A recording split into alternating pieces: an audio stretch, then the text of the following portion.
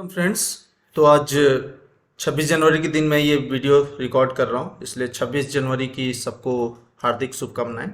उम्मीद करता हूँ कि आप लोग 26 जनवरी अच्छे से मनाए होंगे।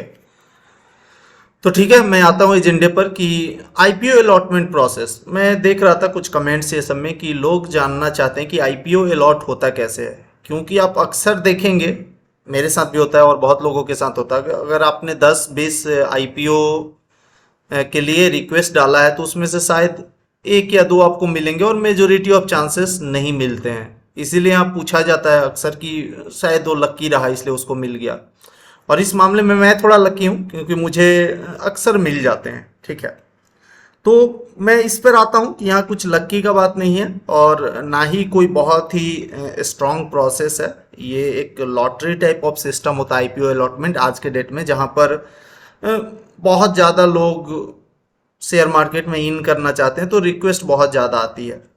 तो मैं आपको डिटेल्ड प्रोसेस समझाने का कोशिश करूंगा कि आईपीओ अलॉटमेंट होता कैसे है, ताकि आपको ये वीडियो देखने के बाद ये कन्फ्यूजन ना रहे कि आईपीओ मेरे को मिलेगा नहीं मिलेगा, उसको क्यों मिल गया मेरे को क्यों नहीं मिला।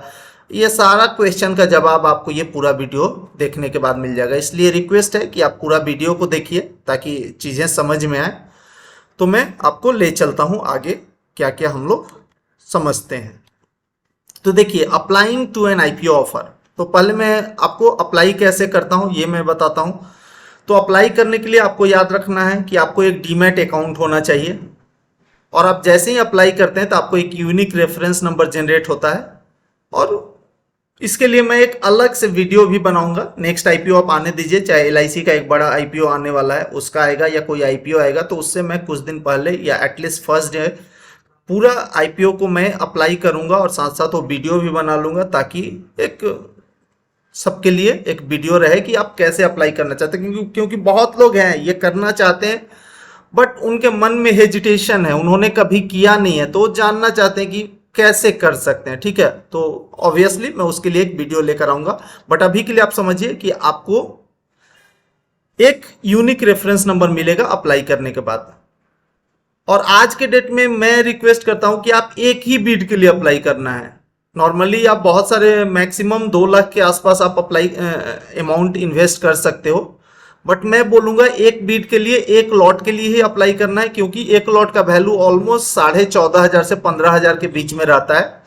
तो आप ऐसे मान के चलोगे तो 15 छक्का 90 7 मतलब 6 लॉट आप नॉर्मली उस तरह से आप कर सकते हो, बट मैं बोलूंगा 6-7 पे नहीं जाना, आपको एक ही करना है। क्यों एक ही करना है, उसके पीछे रीजन यही है कि आज के डेट में मल्टीपल लॉट अलॉटमेंट होता ही नहीं है।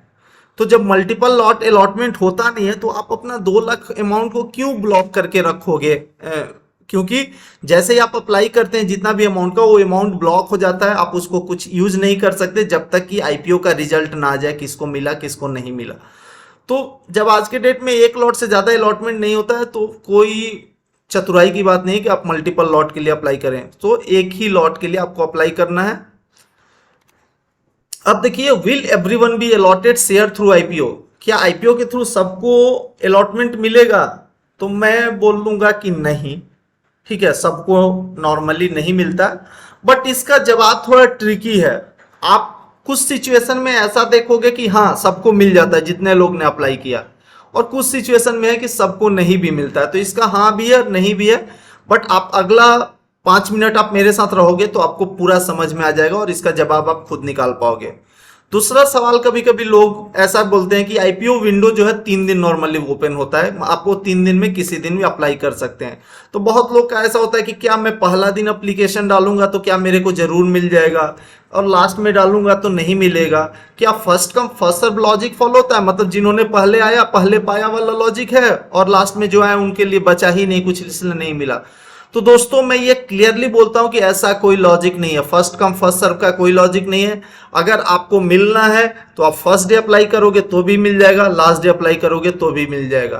तो इसमें कोई वो नहीं है, और ये मैं अपना पर्सनल एक्सपीरियंस बोल रहा हूँ क्योंकि मेरे को बहुत सारा आईपीओ फर्स्ट डे पर भी अप्लाई करने पर मिला है, लास्ट डे भी और सेकेंड डे पर भी। दूसरा चीज है कि क्या मैं मल्टीपल डीमेट अकाउंट, बहुत लोग हैं कि आप मल्टीपल डीमेट, जीरोधा का भी है, एक्सिस डायरेक्ट का भी है, आईसीआईसीआई डायरेक्ट का भी है, ऐसे मल्टीपल अकाउंट्स रखे हैं। तो क्या वो मल्टीपल अकाउंट से आईपीओ के लिए रिक्वेस्ट डाल सकते हैं? ऐसा सवाल अगर है तो आप नॉर्मली ये मान लीजिए कि एक पैन से एक ही आप रिक्वेस्ट कर सकते हैं, one pan number one request. तो आपको कितना अकाउंट है उससे मतलब नहीं है, आप सारे से करोगे भी तो बाकी सारा आपका रिजेक्ट हो जाएगा, कोई एक को वैलिड लेकर चलेगा आगे अलॉटमेंट के लिए। तो अब देखिए मैं आपको ये 4 केस लिया हूं और इस केस के बेसिस पे कोशिश करूंगा आपको समझाने का, और मैं श्योर हूं कि आप ये देखने के बाद समझ पाओगे कि आईपीओ अलॉटमेंट होता कैसे है। तो आप देखो केस 1, केस 2, केस 3 और केस 4 में ले लें। केस 1 में मैंने अवेलेबल बिट्स मैं सब में 100 ही मान के चल रहा हूं। दूसरा नंबर ऑफ अप्लीकेंट्स, अब केस 1 का आप बात करोगे, अगर केस 1 आप देखोगे नंबर ऑफ अप्लीकेंट्स 50 रखा है और बिट्स रिसीव फ्रॉम अप्लीकेंट 70। कहने का मतलब आप ये मान लीजिए कि 100 बिट्स है, मतलब 100 लॉट अवेलेबल है, 50 लोग ने बोली लगाई और ये 50 लोग मिलकर सिर्फ 70 लॉट के लिए बोली लगाए हैं। मतलब कहने का मतलब जो अवेलेबल बिड से बोली जो लगी है वो 70 ही है। तो जब भी ऐसा सिचुएशन आएगा ना, ये केस 1, इसको हम अंडर सब्सक्रिप्शन बोलते हैं। क्या बोलते हैं दोस्तों? अंडर सब्सक्रिप्शन बोलते हैं। तो जब भी ऐसा सिचुएशन होगा ना, जो कि आज के डेट में ये सिचुएशन नहीं होता है, अब कभी आता ही नहीं है, ये आज से 10-15 साल पहले ऐसा होता था, बट आज के डेट में ये नहीं होता है। बट फॉर एग्जांपल मान लीजिए कभी कोई बहुत बड़ा आईपीओ आ रहा है मार्केट में 22,000 करोड़ 23,000 करोड़ ऐसे करके, तो वैसे सिचुएशन में चांसेस कभी कभी बनते हैं और वैसा होता है। तो वैसे केस में चूंकि यहाँ 100 लॉट अवेलेबल है, 50 लोगों ने ही बोली लगाई है और साथ साथ नंबर ऑफ टोटल बोली जो 50 लोगों ने मिलकर लगाई वो 70 है, मतलब नंबर ऑफ अप्लीकेंट्स और टोटल बिट्स जो है वो 100 से कम है। तो ऐसे केस में जितने लोग ने रिक्वेस्ट डाला है और जितने जितने क्वांटिटी का डाला है उनको 100% मिल जाएगा। क्यों मिल जाएगा? क्योंकि यहां पर तो सारा देने के बाद भी 30 बच जा रहा है ना, तो 30 बच जा रहा है। तो ऐसे केस में बहुत बार आईपीओ कैंसिल भी हो पाती है, इसको अंडर सब्सक्रिप्शन के केस में। लेकिन अगर नहीं कैंसिल होती है तो जितने लोगों ने अप्लाई किया, जितने लोगों ने पार्टिसिपेट किया, सबको मिल जाएगा। ठीक है, अब आते हैं दूसरे केस में। दूसरा केस हम जिसको बोलते हैं स्मॉल ओवर सब्सक्रिप्शन। यहां पर क्या है कि 100 लॉट ही मैंने माना है और 70 लोग ने ही अप्लाई किया, मतलब अप्लाई करने वाले लोग जो है ना 100 से कम है। ये आपको ध्यान रखना है, ये मैं कंपैरिजन एक बहुत इंपॉर्टेंट कंक्लूजन आपको देगा लास्ट तक। और लेकिन ये 70 लोग मिलकर 150 लॉट के लिए अप्लाई कर दिया। हो सकता है किसी ने 1 किया, किसी ने 2 कर दिया, किसी ने 3 किया, क्योंकि कर सकते हैं ना मल्टीपल, आप मैक्सिमम 6 लॉट तक आप कर सकते हैं, 2 लाख रुपए तक। तो यहां पर आप देख रहे होंगे कि लोग जो है वो तो 100 से कम है, लेकिन नंबर ऑफ लॉट्स जो है वो 150 है। तो एक चीज तो आप खुद भी सोच सकते हो कि टोटल 150 लॉट तो नहीं मिल सकता है, क्योंकि बेचने वाला के पास 100 ही लॉट है तो 100 ही मिलेगा। लेकिन यहां एक नजर देने वाली ये बात है कि आप टोटल नंबर ऑफ अप्लीकेंट जो है वो 70 ही है। तो जब भी ऐसा केस आएगा ना कि total number of applicant is less than the total number of available lot, तो वैसे केस में पहले क्या करती है कि सबको एक एक लॉट दे दिया जाएगा। मतलब ये 70 में सबको एक एक लॉट मिलना ही मिलना है, चाहे वो अप्लाई 5 लॉट के लिए किया हो, 2 लॉट के लिए किया हो, 1 ही लॉट के लिए किया हो, तो एक एक लॉट सबको मिलेगा ही मिलेगा। और उसके बाद 30 लॉट अभी भी तो बच रहा है ना, तो वो 30 लॉट जो है वो प्रोपोर्शनेट बेसिस पे बाकी इस 70 में से जो लोग, मान लो किसी ने 6 लॉट के लिए अप्लाई कर दिया होगा तो उसको 2 मिल जाएगा, किसी ने ऐसे किया होगा, तो वो प्रोपोर्शनेट बेसिस पे सबको एडिशनल जो 30 लॉट्स बचे हैं वो भी अलॉट कर दिए जाते हैं। सो आपने देख लिया अंडर सब्सक्रिप्शन और स्मॉल ओवर सब्सक्रिप्शन को आपने समझ लिया। ठीक है, अब आते हैं लास्ट वाला चीज पे, केस 3 पर। यहां पर क्या है कि 100 लॉट्स अवेलेबल हैं, अप्लाई करने वाले ही 150 आ गए, मतलब यहां नंबर ऑफ अप्लीकेंट्स 100 से ज्यादा है। तो आप एक चीज तो यहां से कंक्लूड कर पाओगे कि 150 सबको नहीं मिल सकता। क्यों नहीं मिल सकता? क्योंकि 100 ही है ही, और उस 100 चीज को हमको 150 लोगों में बांटना है, तो ऑब्वियसली 50 लोगों को नहीं देंगे तभी होगा ना, और बाकी 100 को एक एक देंगे, तो वो लॉजिक है। और ये 150 लोगों ने मिलकर 350 का एप्लीकेशन कर दिया है। तो यहां भी वही है, आपने भले ही एप्लीकेशन 350 का कर दिया है, अब उस तरह का समझिए, एक जॉब का एप्लीकेशन निकलता है जहां पर 100 वैकेंसी है और 3 लाख 4 लाख 1 करोड़ लोग अप्लाई कर दिए। तो भाई वैकेंसी जब 100 का है तो 100 लोग को ही जॉब मिलेगी ना। सेम लॉजिक यहां पर, यहां 100 ही है मेरा तो 100 लोग को मिलेगा और 100 लॉट ही मिल सकता है। तो अब यहां पर लॉजिक क्या फॉलो किया जाता है, जहां पर नंबर ऑफ अप्लीकेंट ही ज्यादा हो जाते हैं ना दोस्तों, तो ये देखा ही नहीं जाता है कि उसने किसने 1 लॉट की बोली लगाई, किसने 5 लॉट की लगाई, किसने 6 लॉट की लगाई, क्योंकि वो इररिलेवेंट है।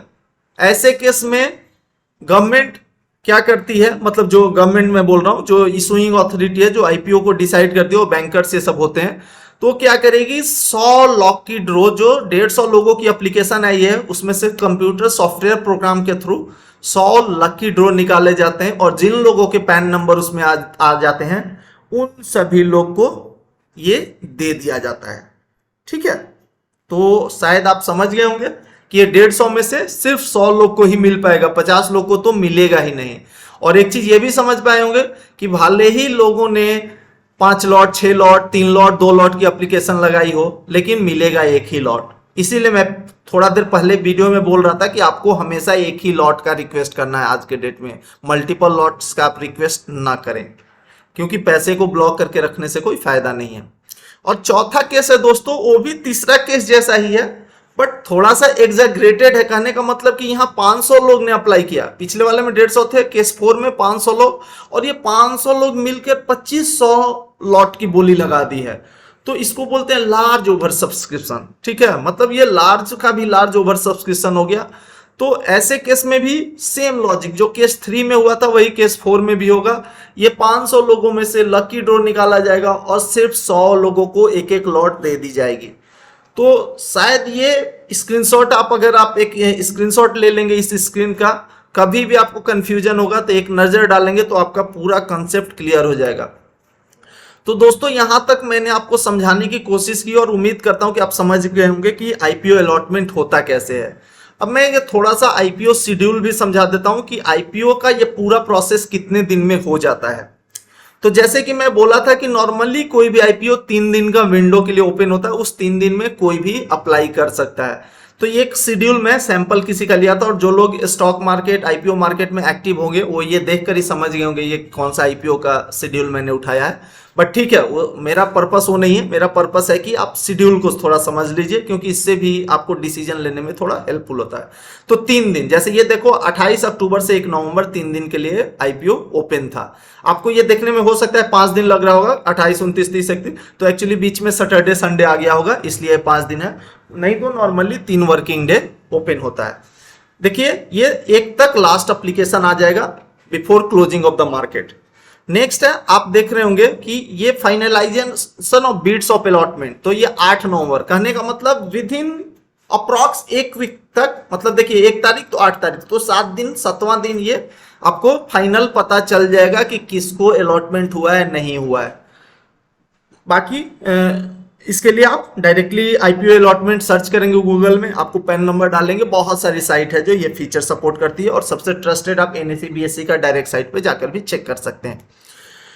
तो बाकी लोग जिनको मिलना था उनको तो 8 तारीख को हो गया, और उसी दिन उनके अकाउंट से पैसा कट जाएगा। इससे पहले पैसा कटता नहीं, आपका अकाउंट में ही ब्लॉक्ड रहता है। ठीक है, अब 9 तारीख को जिन लोगों को नहीं मिला, मतलब 8 से 9 तक सबको रिफंड, मतलब वो पैसा जो ब्लॉक था वो अनब्लॉक हो जाएगा। इसको इनिशिएशन ऑफ रिफंड इसलिए अभी भी यूज होता है क्योंकि पहले ये अमाउंट वाकई में ब्लॉक नहीं डिडक्ट भी हो जाता था, तो रिफंड करना पड़ता, बट आज के डेट में नॉर्मली ये अनब्लॉक हो जाएगा।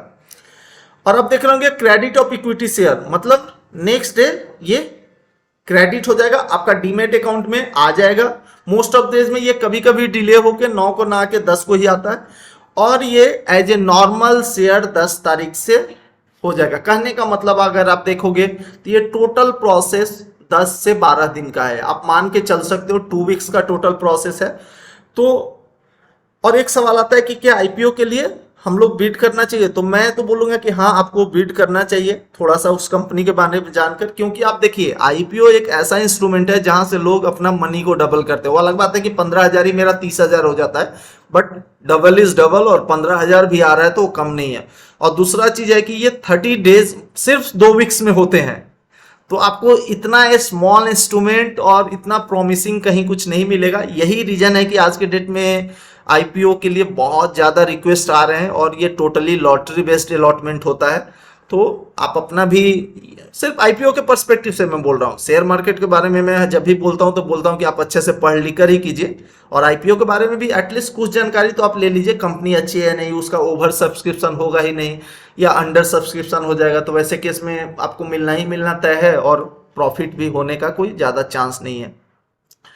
तो मैं उम्मीद करता हूं दोस्तों कि आपको ये वीडियो अच्छा लगा होगा। मैं कोशिश किया कि आप पूरी चीज़ों को अच्छे से समझ पाएं। तो ठीक है, अगर कुछ अच्छा ना लगे या कुछ और चीज़ों पर आप कमेंट में आप मुझे बता सकते हैं कि इस चीज़ पर आप वीडियो लाइए, मैं उस चीज़ पे वीडियो बनाऊंगा। और साथ साथ अगर कुछ भी अच्छा ना लगे तो आप उसको भी कमेंट में बता सकते हैं। तो धन्यवाद दोस्तों, इस तरह मैं अपना वीडियो को आज यहीं पर रोकता हूं। सो जय हिंद, धन्यवाद।